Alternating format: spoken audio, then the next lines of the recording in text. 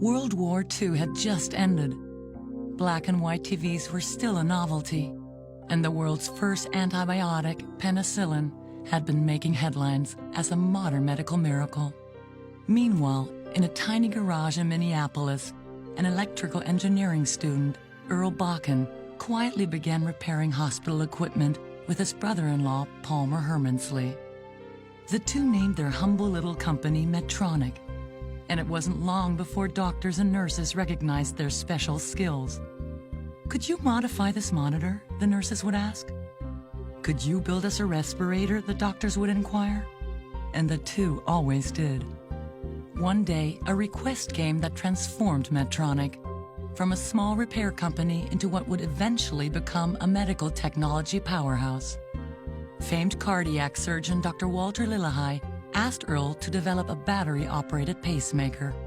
Up until then, patients with irregular heart rates had to plug their large external pacemakers into wall outlets, limiting their mobility and making them vulnerable to power outages. Earl developed an innovative battery-operated pacemaker that was so small it could be worn by even the youngest patients. The device revolutionized cardiac care and put Medtronic on the map. For Earl, seeing how his work transformed patients' lives, how his devices helped to alleviate pain, restore health, and extend life, was so important that he transformed that driving force into a formal mission. The same mission continues to guide our work today. In fact, not one word has changed over the years.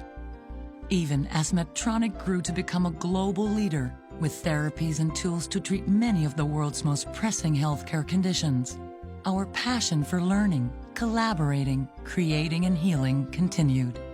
Because nothing is more important than the people who depend on us to make a difference.